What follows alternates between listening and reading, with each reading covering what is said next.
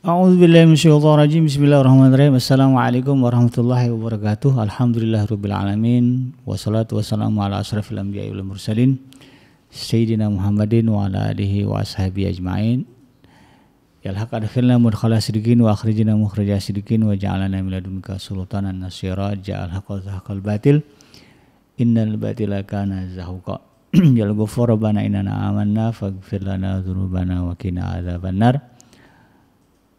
Amma ba'd. Alhamdulillah, segala puji dan syukur adalah milik Allah, Tuhan semesta alam yang telah menciptakan kita. Dan karena rahmat dari Allah Subhanahu wa taala, kembali kita berjumpa di channel iDream TV dalam program Tarbiyatul Aulad, ya, di mana insyaallah kita akan coba mempelajari bagaimana cara ya mendidik anak-anak kita agar menjadi pribadi yang saleh, yang akan menjadi maslahah ya bagi kita orang tuanya dan juga dirinya serta masyarakat ya di mana dia tinggal. Tidak lupa kita baca salawat dan salam. Allahumma salli ala sayyidina Muhammad wa ala ali sayyidina Muhammad. Assalamualaikum ayuhan nabi wa rahmatullahi wabarakatuh. Semoga Allah terima salawat dan salam yang kita baca dan dilimpah curahkan kepada para nabi dan para rasul ya. Wabil khusus ya Rasulullah Muhammad sallallahu alaihi wasallam.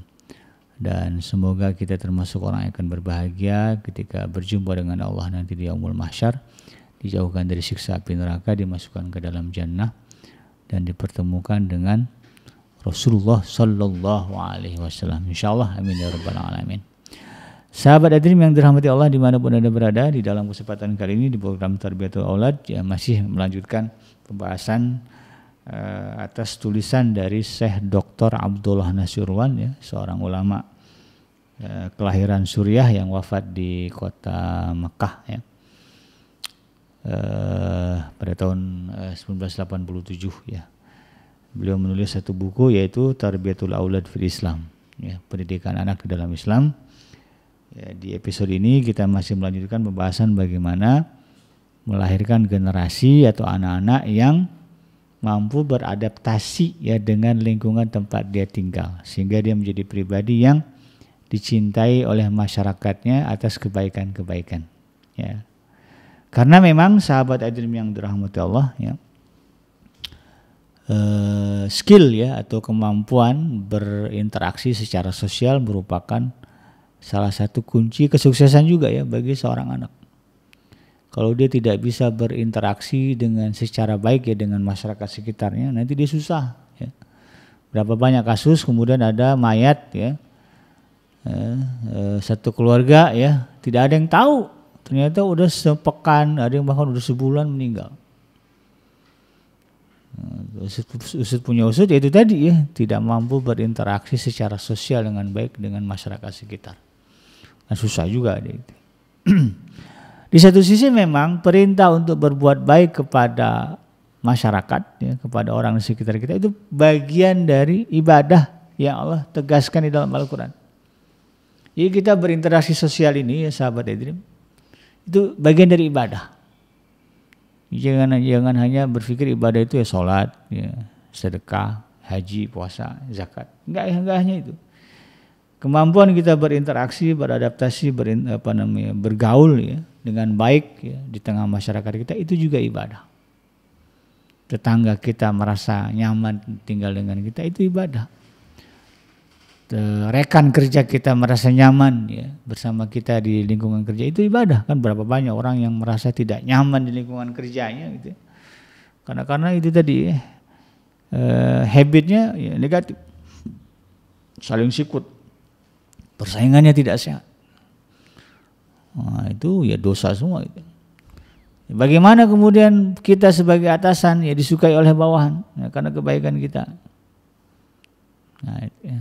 Banyak ya atasan-atasan, bos-bos yang kemudian menjadi sosok yang dibenci oleh bawahan. Begitu dia turun jabatannya orang bersyukuran. Nah, gitu ya. Nah, itu bagian dari perintah. Apa dalilnya? Ya setidaknya apa yang Allah sebutkan di dalam surah An-Nisa ya, surah An-Nisa ayat yang ke-36. Allah Subhanahu wa taala berfirman, a'udzubillahi minasyaitonirrajim.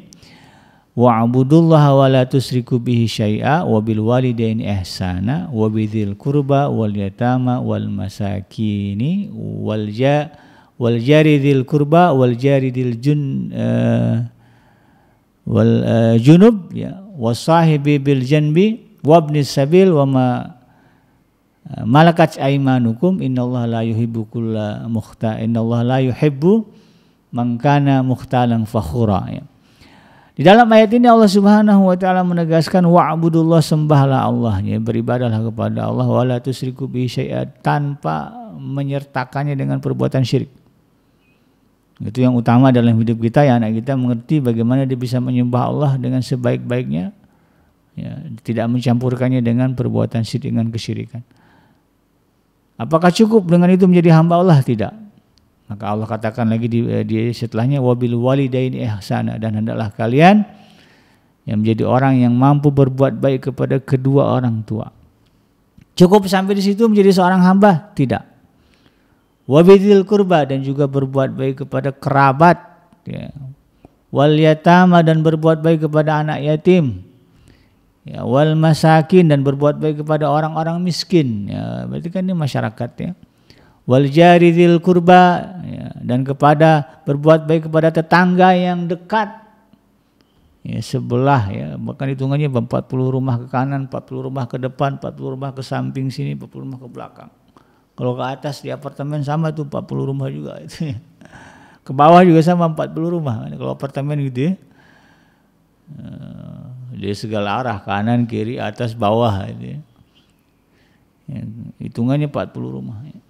Berbuat baik kepada tetangga yang dekat, wal jaril junub ya, dan juga kepada tetangga yang jauh. Tetangga sebelah kampung. Nah, ini berapa banyak di Indonesia ya yang justru marak tawuran antar kampung. Berarti yang dilanggar ayat ini. Nah, ini kena pasal ini ya nanti di akhirat. Yang suka-suka tawuran dengan kampung sebelah, dengan tetangga kampung gitu, dengan desa atau kecamatan lain gitu ya. Nah, siap-siap nanti di akhirat Allah kenakan nih tuntutan pasal ayat ini ya. Kenapa kalian tawuran dengan tetangga kalian ya, tetangga kampung kalian ya, dengan kampung sebelah? Apakah kalian tidak tahu Allah memerintahkan kalian agar berbuat baik kepada tetangga yang jauh, kan begitu? Ini yang merasa bangga ya bisa bisa menang ya tawuran dengan kampung tetangga, siap-siap di akhirat jadi orang pertama yang Allah panggil itu. Makanya orang Islam itu nggak suka tawuran ya, apalagi dengan tetangga, kampung tetangga itu. Ini lagi marak ya anak-anak muda sekarang, kadang-kadang ya ada geng-gengan gitu kan. Bawa senjata tajam nih, mudah-mudahan aparat kita bisa menindak dengan tegas ya. Ditangkepin, kasih tahu ayat ini nih Pak Polisi gitu kan. Ya, mereka itu tidak hanya sekedar ya, melanggar hukum negara, tetapi juga melanggar hukum Tuhan. Nah itu tuh. Kadang mungkin dia nggak sadar kalau itu melanggar hukum Tuhan itu. Ya, wal jaril junub ya, tetangga yang jauh, wasahibi bil janbi ya. Dan teman sejawat. Nah, ini rekan kerja ini berapa banyak ya. Di kantor-kantor yang kemudian merasa terzalimi ya dengan teman, dengan rekan kerjanya, merasa ditikung. Nah, ini bisa di akhirat ajukan di tuntutan ini ya. Ya Allah, saya punya rekan kerja itu kan. Dia ngomong yang nggak benar dengan atasan saya sehingga saya kemudian dipecat, ya Allah. Nah, bisa tuh ya, kena pasal ini. Jadi nggak boleh kita kemudian ya, membuat ya rekan kerja, rekan sejawat kita menjadi tidak nyaman ya, berada di dalam kesusahan ya. Harus berbuat baik ya, kedepankan kebaikan ya, berbuat baik kepada rekan sejawat ya. Wabni sabil, dan juga berbuat baik kepada orang yang dalam perjalanan ya, musafir gitu ya, lagi bingung nyari tempat tinggal apa semuanya gimana ini ya, kedepankan buat baik kepada mereka, sediakan tempat tinggal ya, sediakan mungkin rumah singgah gitu ya. Wa ma malakat aimanukum ya, kalau dulu juga Allah perintahkan berbuat baik kepada hamba sahaya ya, budak ya. Kalau dulu kan ada ya. Sekarang mungkin kita tidak ada, tapi nanti bisa jadi satu masa ada lagi itu ya. Ya, berbuat baik kepada budak ya, kepada budak kita ya, hamba gitu kan, ya, kepada jariah ya, itu Allah perintahkan, dan bagian dari konsekuensi sebagai hamba Allah. Yang namanya hamba Allah itu berbuat baik kepada budak. Ya. Dan kalau kita langgar itu, ya, kita abaikan berbuat baik kepada orang tua, berbuat baik kepada tetangga, kerabat, berbuat baik kepada anak yatim, berbuat baik kepada orang miskin, kita abaikan berbuat baik kepada tetangga yang dekat, tetangga yang jauh, kepada teman sejawat, ya. Kita abaikan orang-orang yang dalam perjalanan, ya. Kemudian juga kita abaikan berbuat baik kepada hamba sahaya, ya, budak jariyah gitu kan. Maka Allah katakan apa? Innallaha la yuhibbu man kana mukhtalan fakhur. Sesungguhnya Allah tidak menyukai atau membenci, ya, orang-orang yang sombong dan membangga-banggakan diri. Nah, itu kan. Jadi kategorinya masuk ke dalam orang yang sombong dan suka membanggakan diri. Nah, di mana Rasulullah menegaskan la yadkhulul jannata man kana fi qalbihi mithqala dzarratin min kibir. Enggak akan masuk ke dalam surga orang yang kalau mati di dalam hatinya masih ada sifat sombong walaupun sebesar zarah. Ya. Nah, jadi ini harus, ya, termasuk kesombongan itu, ya. Ya, mengabaikan kebaikan-kebaikan dengan orang yang Allah perintahkan. Ya. Maka dari sini kemudian anak-anak kita harus kita ajarkan bagaimana dia bisa memenuhi kewajiban ini, ya, melaksanakan etika di dalam bermasyarakat. Nah, menjunjung tinggi etika bermasyarakat, penuhi, ya, bahkan sekedar menjunjung tapi juga dijalankan, diamalkan. Ya, di dalam hal ini, ya, Syekh Dr. Abdullah Nasirullahi mengatakan bahwa salah satu kaidah yang diletakkan Islam dalam pendidikan anak, ya, di masyarakat adalah membiasakan mereka berkomitmen pada etika umum, ya, di dalam masyarakat dan membentuk akhlak kepribadiannya sejak dini, ya, dengan dasar-dasar pendidikan yang baik. Ya, dia sadar dia bagian dari masyarakat, dia sadar bahwa Allah memerintahkannya berbuat baik kepada masyarakat, maka kemudian dia jaga etikanya, tingkah lakunya, perilakunya ketika dia berada di tengah masyarakat. Nah, gitu ya. Nah, dalam hal ini Syekh Dr. Abdullah Nasirullahi mengatakan, ya, ada beberapa hal-hal penting, ya, kalau berbicara etika bermasyarakat yang harus dipegang teguh atau dipahami oleh anak-anak kita. Ya. Ya, di sini disebutkan ada 10, ya. Yang pertama, etika ketika makan dan minum. Ya. Kadang-kadang kan ada acara tahlilan, ada acara pesta gitu, ya, undangan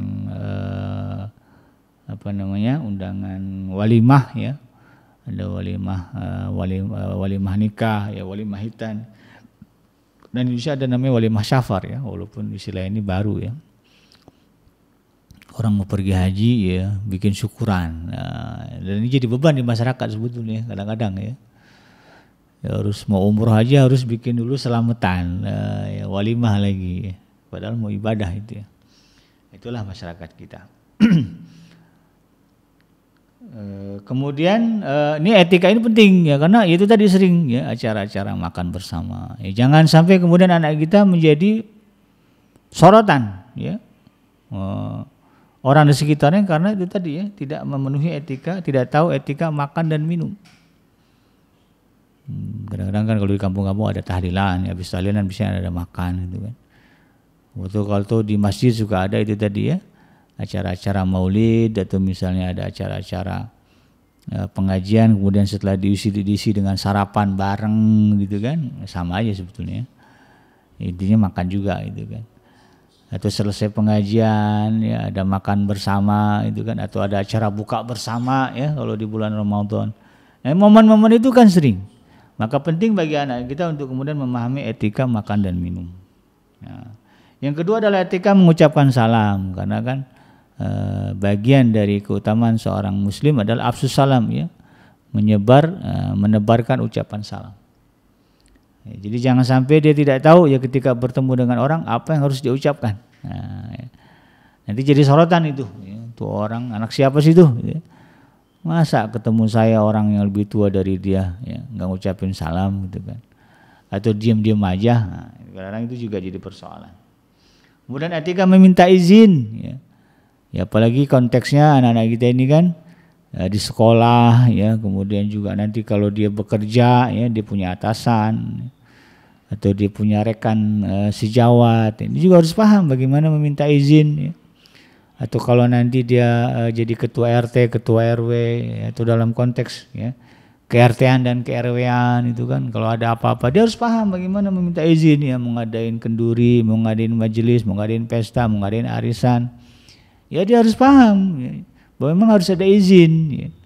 Jangan langsung ngadain aja gitu kan, tahu-tahu tetangga ribut ya, undangan orang-orang yang diundang ya parkir sembarangan gitu ya di depan rumah tetangganya, jadi tetangganya susah keluar. Nah ini kan jadi masalah. Ya, mau bangun rumah nggak ngomong apa-apa sama tetangga kiri kanannya, tahu-tahu bangun renovasi. Akhirnya kemudian tetangganya ribut, kenapa? Debunya kemana-mana, ya, kemudian suara berisiknya gitu ya. Nah, ini juga jadi persoalan. Maka harus paham bagaimana etika meminta izin. Nanti kita bahas satu-satu itu ya. Kemudian etika bermajlis, ya, kumpul bersama gitu kan, banyak sekarang ya. Kalau 17-an ngumpul, orang kita ini kan makan nggak makan kumpul.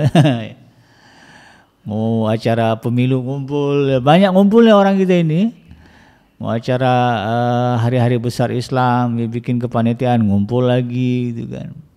Belum lagi bicara rutin pengajian, ya ada pengajian ibu-ibu, pengajian bapak-bapak, ya, pengajian remaja, itu semua ada etikanya, etika bermajlis. Kemudian etika berbicara, apalagi berbicara ya.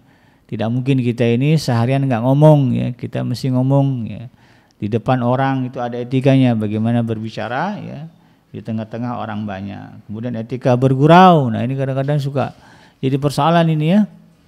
Ya, bercanda kemudian jadi pertikaian, perkelahian, ya, bahkan pertumpahan darah. Nah, ini tidak boleh terjadi ya. Harus paham bagaimana kita kalau mau bergurau etikanya seperti apa. Anak-anak kita harus ngerti ya. Ya, jangan sampai bercanda tidak pada tempatnya berujung kepada pertikaian, perselisihan, bahkan nauzubillah sampai perkelahian gitu ya.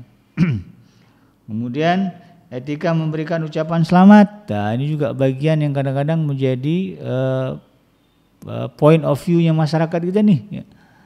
Makanya kan masih ada perdebatan boleh nggak mengucapkan selamat hari raya kepada agama yang lain gitu ya. Karena ternyata di masyarakat kita itu penting. Ya, dianggap sombong kita kalau nggak mengucapkan selamat kepada orang lain ya, atau agama lain gitu kan. Padahal sebetulnya konteksnya tidak seperti itu juga gitu kan. Ya kita orang Islam ini ya memang diharamkan ya untuk mengucapkan selamat hari raya agama lain, tetapi bukan berarti kita tidak menghormati mereka. Justru wajib orang Islam itu menghormati umat beragama yang lain. Bahkan diharamkan mencaci maki sesembahan Tuhan agama lain, nggak boleh. Gitu ya. Jadi harus ada respect. Nah, respect itu memang ditunjukkan dalam sikap, bukan dalam ucapan. Nah, jadi bagi pemeluk agama lain itu kan, kalau merasa tersinggung dengan orang Islam yang tidak mengucapkan selamat hari raya, ya jangan tersinggung gitu kan. Justru orang Islam itu walaupun tidak mengucapkan selamat hari raya, tetapi diwajibkan untuk menghormati, menghargai, bahkan menjaga kondusivitas ya kehidupan beragama masyarakat agama lain gitu ya. Ya bukan sombong karena memang itu dilarang ya, bahkan MUI sudah menegaskan fatwanya. Nah, atau dalam konteks yang lain ya, ada tetangga, ada saudara, ada teman yang merasa berbahagia dengan anaknya, dengan keluarganya, bisa ini bisa itu. Nah, kita harus pandai mengucapkan selamat. Ada yang lahiran ya, ada yang mau nikah ya, kita ucapkan selamat. Itu ada etikanya. Ya. Kemudian etika menyinggung orang sakit, nah, ini umum ya.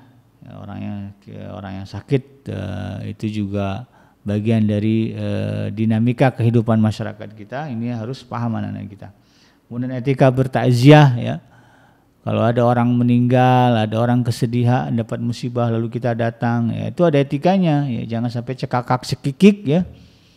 Di acara kematian, nah itu kan ada tuh kadang-kadang bercanda kumpul di depan rumah orang yang sedang meninggal, yang sedang kena musibah meninggal, lalu kemudian bercanda cekakak cekikik, itu nggak boleh. Ya. Ada etikanya, gitu kan? Itu adalah momen ketika orang sedang berduka, ya. Jangan kemudian menunjukkan kebahagiaan, gitu ya. Ya seolah-olah kita senang gitu kan, dia mati, ya. Itu yang kemudian harus kita jaga. Dan yang terakhir adalah etika bersin dan menguap. Nah, ini bagian dari kesopanan ya, ketika kita bersin menguap jangan sembarangan ya. Bersin di muka orang mana boleh ya, apalagi zaman sekarang ya ada virus-virus ganas ya, ada COVID dan semacamnya. Itu lebih ditekankan lagi ya, harus paham lagi anak kita etika ketika bersin ya, atau menguap ya. Jangan nganga aja ya, kadang-kadang ya bukan apa-apa ya, mulut kita itu tidak seindah yang kita bayangkan. Ya, kita merasa mulut kita indah ya, orang lain belum tentu ya memandang mulut kita indah. Jadi itu ada etikanya. Nanti 10 etika ini kita akan bahas satu persatu ya, sebagai pendalaman materi ya untuk anak-anak kita, sehingga mereka kemudian bisa menjadi pribadi yang dipandang menjunjung tinggi dan mampu melaksanakan kewajiban etika bermasyarakat. Ini kan sahabat Adrim yang benar datangnya dari Allah, dan yang salah semata-mata lahir dari kealfaan dan kelapan saya pribadi. Saya bikinnya pamit undur. Subhanaka Allahumma rabbana wa bihamdika asyhadu an la ilaha illa anta astaghfiruka wa atubu ilaik. Walhamdulillahirabbil alamin. Assalamualaikum warahmatullahi wabarakatuh.